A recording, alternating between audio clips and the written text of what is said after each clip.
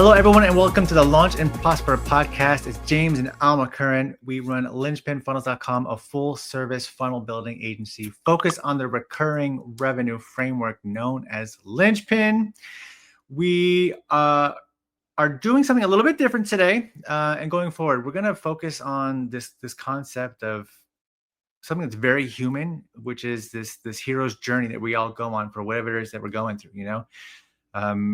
We'll start off with us as the model, and then we're going to bring some guests on in future episodes so that we can hear their stories and all sort of resonate and align and gossip and find out what's happening, and we can be voyeurs, and it's always cool to hear these stories. So we're going to lead the way and talk about ours. So without further ado, the leader of this podcast is my gorgeous wife and business partner and everything partner, Alma.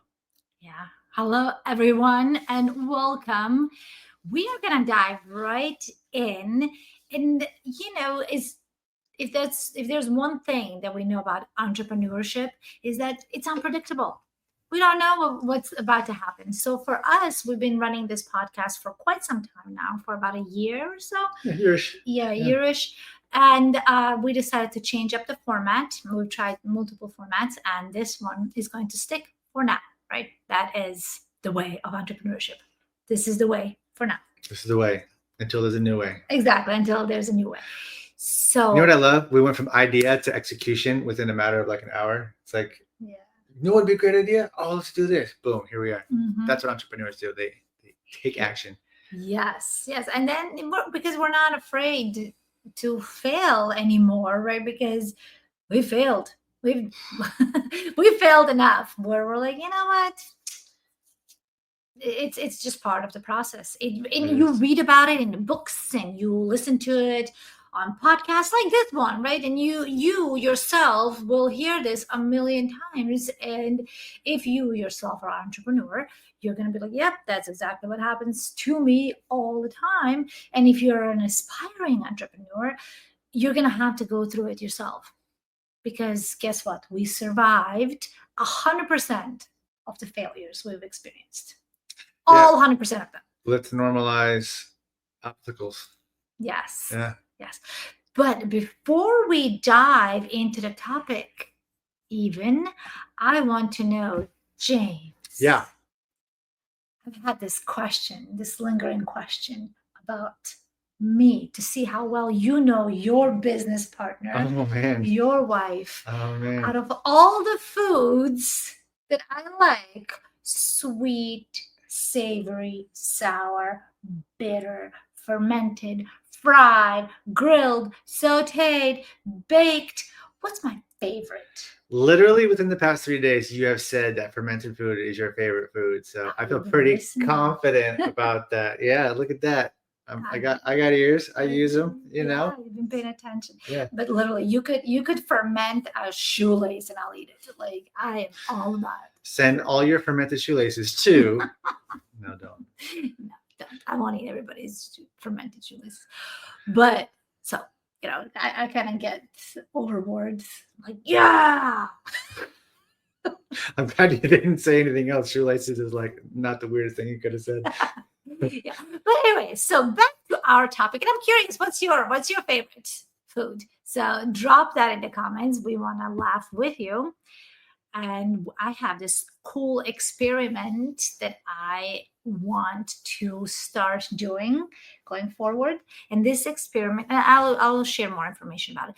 But the deeper we go into this, the weirder questions are going to be. And I'm going to ask all of you to share your answers with you. And whoever gets the most engagement with their answer, whether it's emojis of laughing or me too, or love or like or whatever it is, whoever gets the most, they're going to win a super awesome prize that the Linchpin Funnels team will deliver.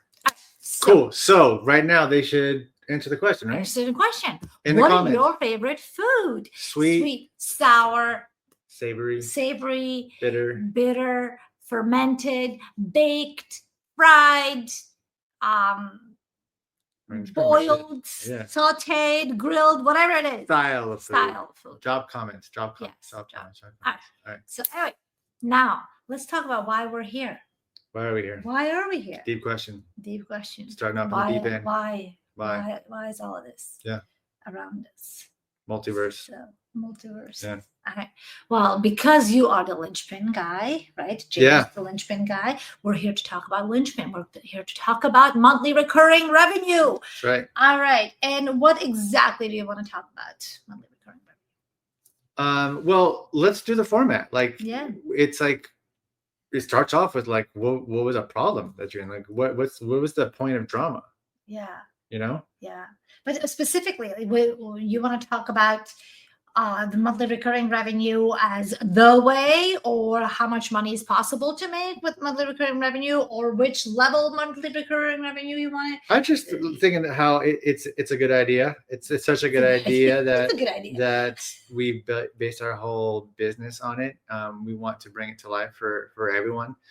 So yeah, I have a story of not having it and then having it, and life being better after having it. Got it. And when you decided to have it yourself, because you were building linchpin funnel systems for people before you even had one yourself, right? True. Yeah. Yeah. Uh-huh. I became a funnel builder and soaked up the knowledge, had early access to all the material like for a year before anyone else had it, based on the program that we were in. So I was like, okay, cool. Let me get on this wave and start doing it for people, because the demand was already starting to creep up. Mhm. So yeah, I was building them for a while, but I was doing so as a service provider, for, I need Premium value clients. yeah, premium value clients, as Myron Golden would say. And, I'd need leads, I'd need sales, I need to execute, I need to get leads and get sales. And when you're doing it by yourself, which I was by myself in the beginning, I would do the canonical, classical, okay, serve, lead, close, serve, lead, like, when you're doing the service and you're providing the service and you let go the things that got you leads, you stop doing that because you're so busy, then you don't have leads. And then you like, crap. Now it's like, instead of having a monthly cadence, it's like halfway into the month and you don't have any new leads because you were just finishing up last month. And then it's like, okay, well, this, like, so you end up in like a 1.5 month cadence instead of a monthly cadence if you're doing this mistake, which I don't advise. And there are ways to ensure that you don't do that. If you split your time, and like, this is a solved problem. But I didn't learn those lessons yet. And I had been in situations where it's like, we don't have anyone to build funnels for. And yeah. That's a problem. And that's the only way you make money. And why was that a problem? Because we're not 21-year-olds living with their parents or in a low rent apartment without responsibilities. Like, we're people that are married with mortgage and kids and a dog and vacations and all this stuff. And there was a lot of pressure to earn the money necessary to stop eating in the savings account. Yeah. And we didn't take on any loans. We bootstrapped. Yeah. We totally bootstrapped. We didn't have any investors. Still to this day. Yeah, still bootstrapping it. Yeah.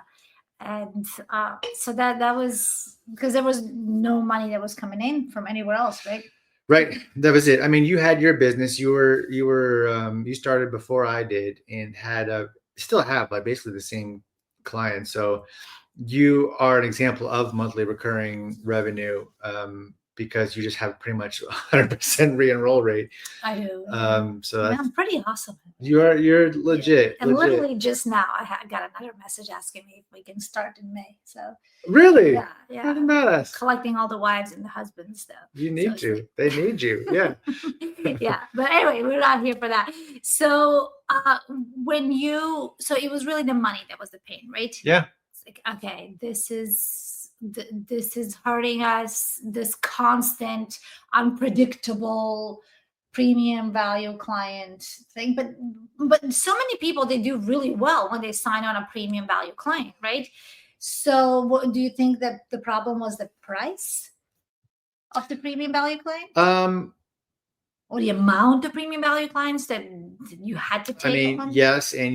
And the fact that once I would get one, I'd be ecstatic. I think life is awesome. Problems are solved. I lose sight of the fact that, I must spend at least some time nurturing leads and prospecting, and in order to keep it going. Like, in order to be successful as a service-oriented business, you must have lead flow coming in. You have to do something, and maybe I could have written a book and done paid traffic to get that in, and done the application funnel, but I just wasn't that sophisticated, and I didn't need to. The pain wasn't there. I wasn't mature enough and responsible enough to really solve that problem is the real answer. But I would usually just get referrals based on, previous clients or going to events, connecting with people. And so like, I would take my eye off the ball and not make sure that there were leads coming in, which led to these famine cycles. They talk about feast or famine, and this is what happens when you don't have a recurring system.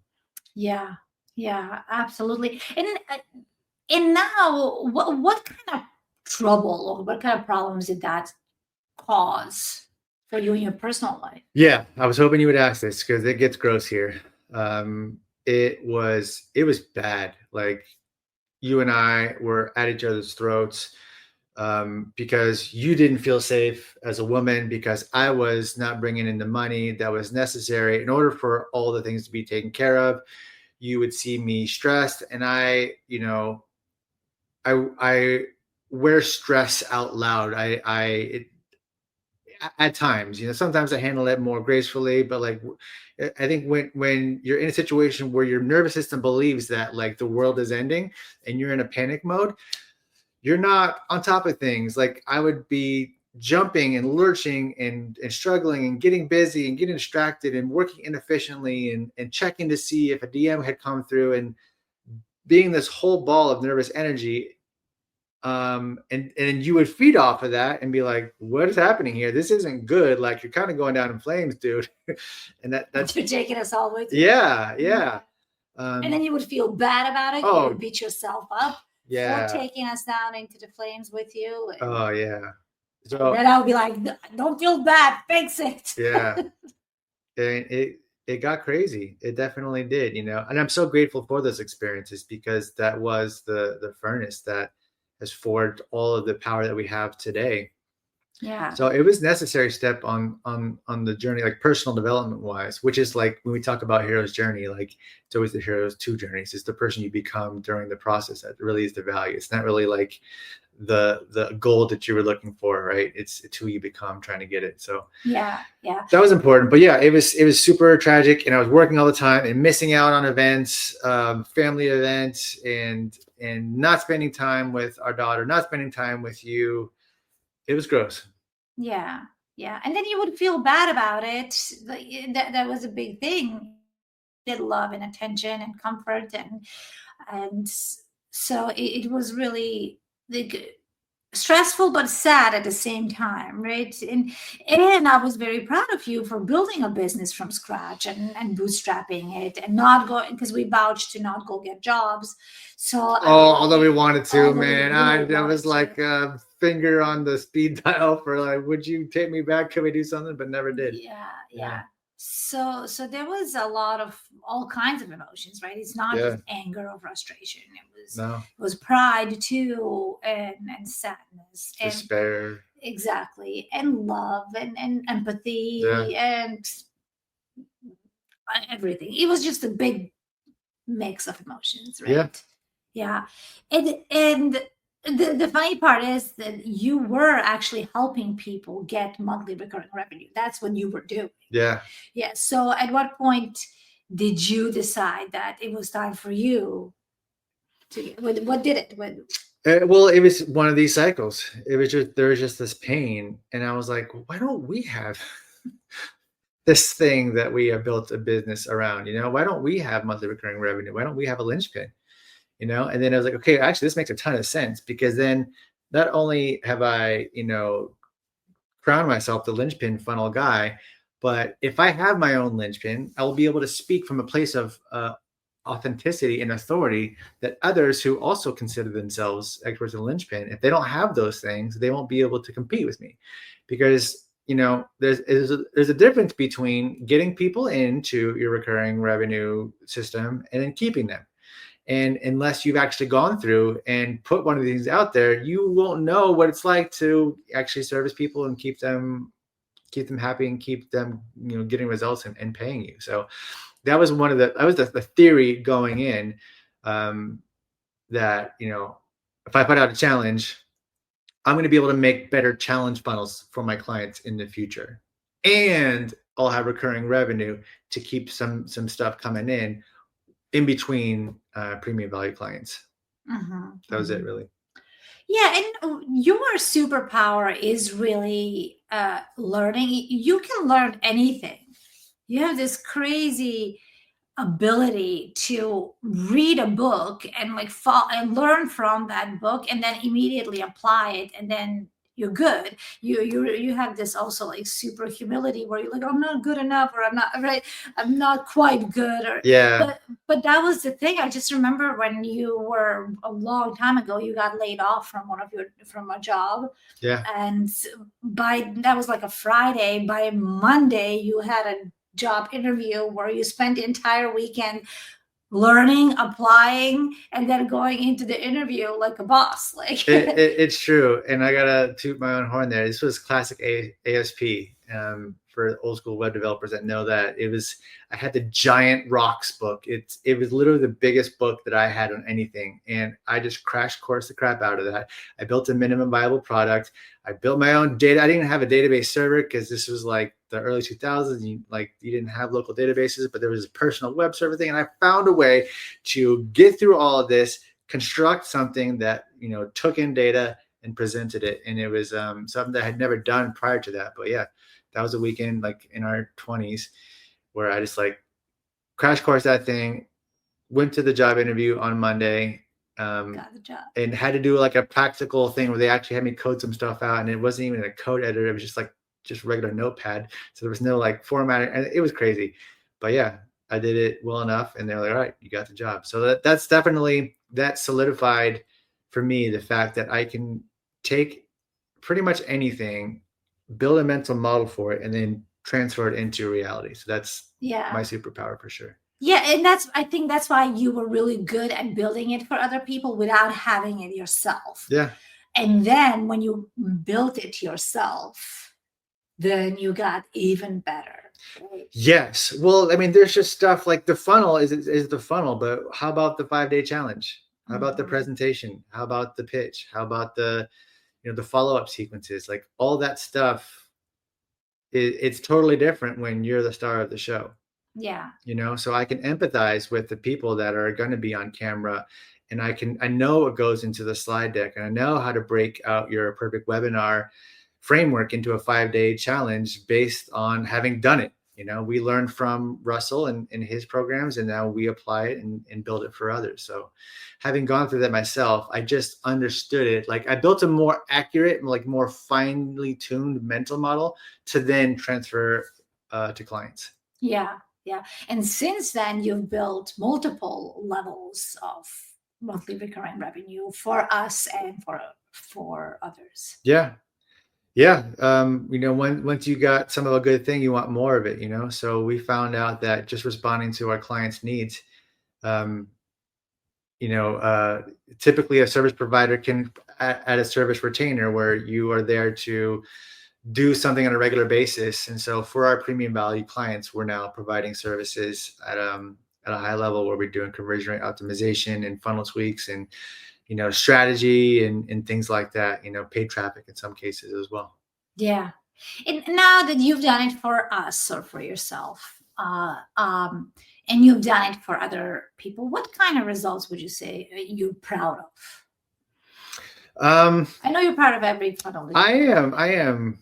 So I'll say that I'm even proud of the ones that haven't knocked it out of the park, because because the transformation of the offer owner is its own journey, and sometimes the perfect funnel system, we think that that's going to be the thing that's going to unlock it for us. But if we're still haven't done the internal work to go out there and fill that thing, it's not yet going to work. But like being part of the process and watching the person see what's involved and have them believe it and have them go out there and put it out there, that's its own win.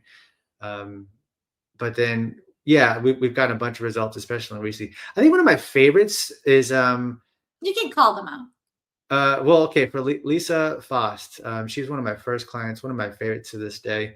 She's a total badass. Literally runs a community called Pharmacy Badass University. And yeah, she was like, yeah, I want to. She's so quick and like shoots from the hip. Like, I want a challenge funnel, and I want it basically in like, I don't know, it was like a week basically, you know. So I was like, okay, cool. I will model the Your First Funnel Challenge because that was the one that was there. And what we did is we took it, modeled it, broke it down. She had her 5 days. I put it out there, and she ran it once. Converted, you know, a good amount of people. It was pretty high. I think it was like a 30% conversion rate to the back end offer. But like over time, she's made like 280K, something like that, because she brought in a bunch of people, and her retention rate is through the roof just because she's awesome at what she does. So been a ton of value. So like, and she only ran the challenge once. Yeah, From that's insane. That's yeah, insane to get that kind of result. It speaks to the talent, to how talented you are, but it also it speaks to obviously the client's talent, right? To the need to nurture those people, right? Because people, they'll leave. People don't. What is that? People don't care how much you know until they know how much you care, right? yeah, So. Uh, so for her, obviously she's so good at what she does, but she also takes care of those people because they know that she genuinely cares, and they will stick around for that. yeah. Yeah. You have to authentically really give a fuck about Yeah. people. You know, Alma and I have talked about this recently. How the people that have had the most success working with us were people that really knew their avatar really well. It Oh yeah. was really dialed in. You know, really understood what was going on. Yeah, like for Tiffany, we talked about her. She knows her client really well. She knows exactly who needs her.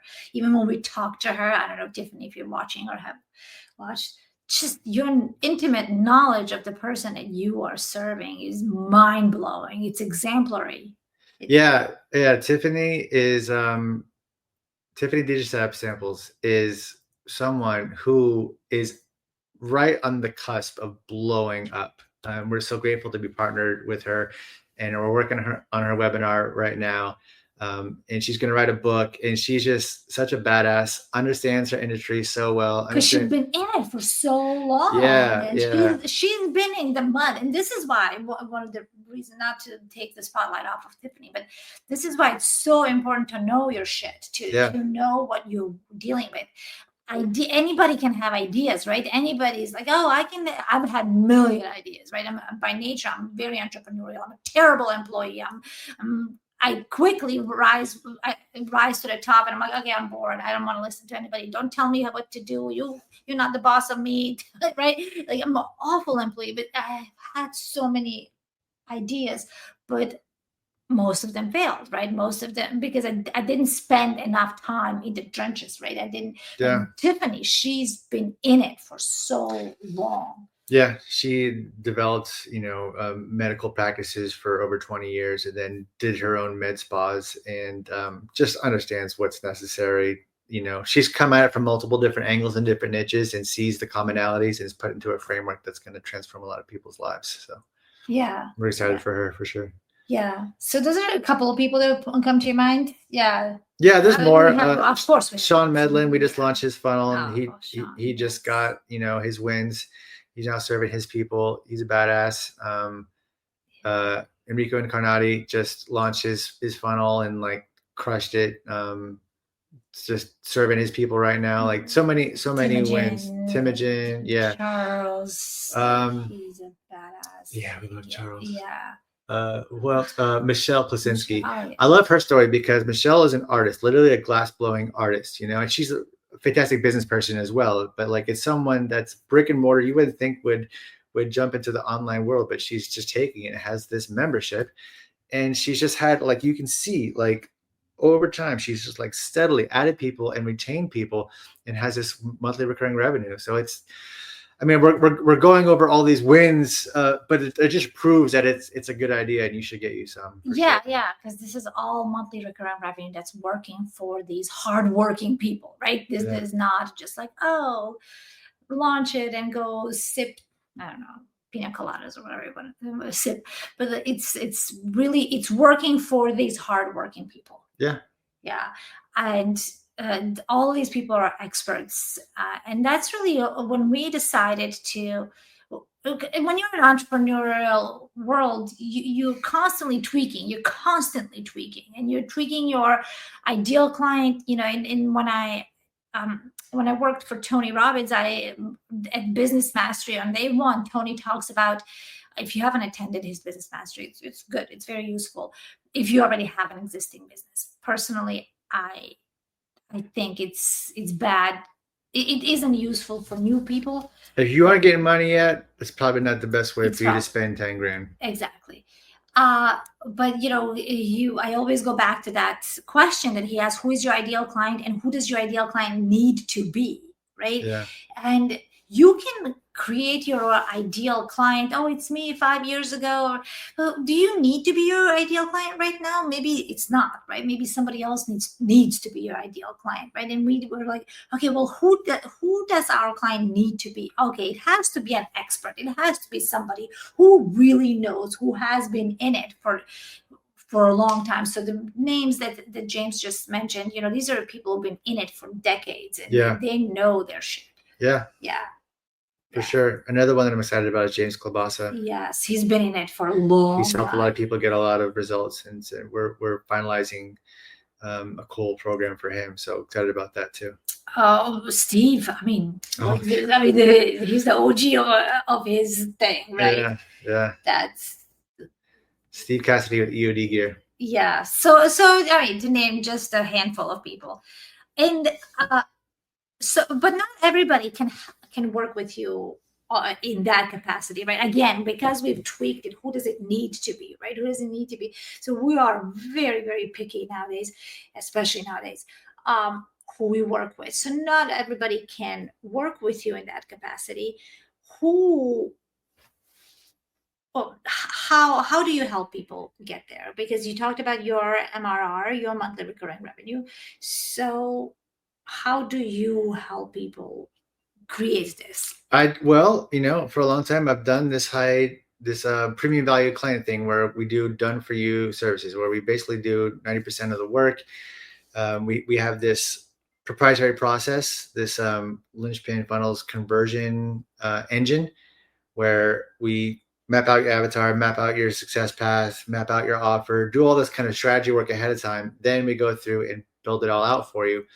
And then all you have to do is like just the parts that we can't do. Like we can't teach your course for you. Like we're not going to be able to record your videos and convey your expertise in a convincing manner. You have to do that. You're the attractive character. They're signing up to learn from you, not from me. So that's how we've been doing it for a while. But like we're changing, we're evolving, and doing less of that. Probably a lot less of that. I've felt called to help more people. So we're actually going to be in the next couple of weeks launching something that's going to be able to do that, to where for a lot less than what it would normally cost to work with us, you'll be able to achieve the same results with something special coming up. Yeah. And when you think about that, helping more people, right? It's like helping more people at once. Right? It's because it is costly and taxing for people to be on this journey with you one-on-one, because you're very driven and you push them and you call yourself out, and you have really high standards for yourself. Yeah. And you have high standards for our clients as well. But where the client kind of drops the ball, if they drop a ball, you pick it up, right? It's I take on a lot of the emotional burden. I through my own traumas and needs, I just kind of get unnecessarily attached to results and to ensuring that everything's okay. I'm like the caretaker. I need to make sure that everything's okay and everything, and I'll go above and I'll over deliver and all that. But like, it's taxing. It's taxing to do that on a one-to-one basis, So yes. Which is why we decided to do only one person at a time. Just give them at most. At most. At most. Yeah. Yeah, and not all the time. Yeah. So one too many is coming up, right? Is that what we're saying? Yeah. We're gonna be we have a totally brand new proprietary idea that is going to massively reduce the amount of time that it takes to get these results through a unique mechanism. So I'm gonna keep all the curiosity there and not go into that. But yeah, look out for something from us pretty soon where you'll be able to find out what it is and get a piece of it. And really, I think part of this was kind of also born from, I feel James and I were talking about this. James is like this, like, I want to help everybody. I want to help everybody. I just want to help us, take care of everyone, right? And he just he doesn't think about the money. He doesn't think about the time or anything. He just like sees. I can help. I can fix this. I know I can do it. Let me do it. It's like there's this other person. 2:00 in the morning. Yeah. He's like the epitome of call me anytime, right? So that's really, he's like a walking billboard of you can call me anytime. Yeah.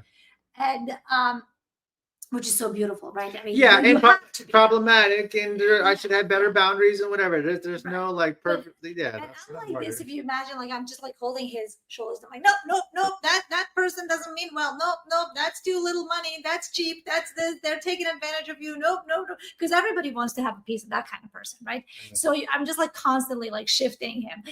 Like, nope, you were gonna have to say no to that. And so he has learned over 2 decades of being together. It's like finally he's like, you know what, I do trust that you are not against me and you want me to win. Yeah. So with that, I've always been very careful about what he says about himself, right? Because no woman wants to have a defeated man next to her and the other way around.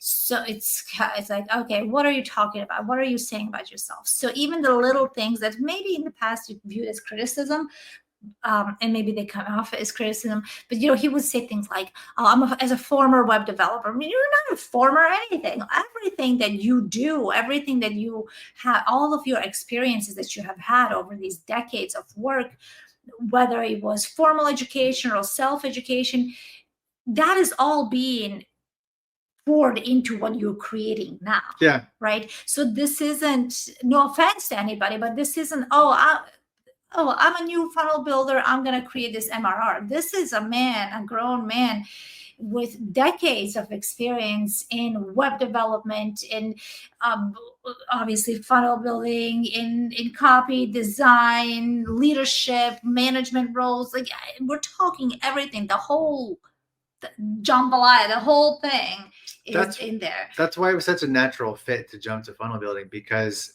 as a developer, you have to understand a lot of concepts and be able to load them up into RAM and then go apply them and then go find another context and load that up and keep a lot of things sort of like flowing at once, and a marketing system, a sales funnel system is basically that at an abstract level.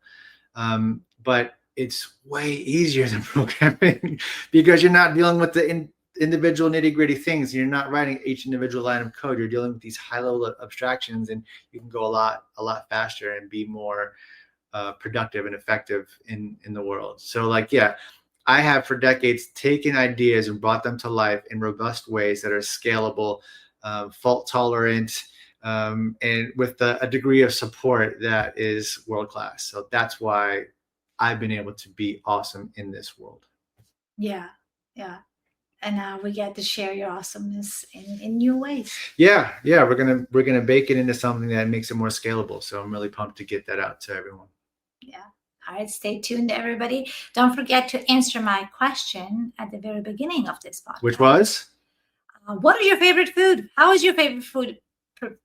How? I just glitched out. It was like, how is your food prepared? It's like what style of food? Yeah. Like sweet, savory, fermented, yeah, grilled, sauteed. Yeah. Because if you answer that question, you may be in on this future project. Yeah. I don't know. Maybe. Or maybe I'll just give you a big kiss. Who Maybe. knows? If, Who knows? If you're going to Anything's Mexico possible. or wherever we meet again. All right, everyone. Have a phenomenal week. Keep crushing it. Peace.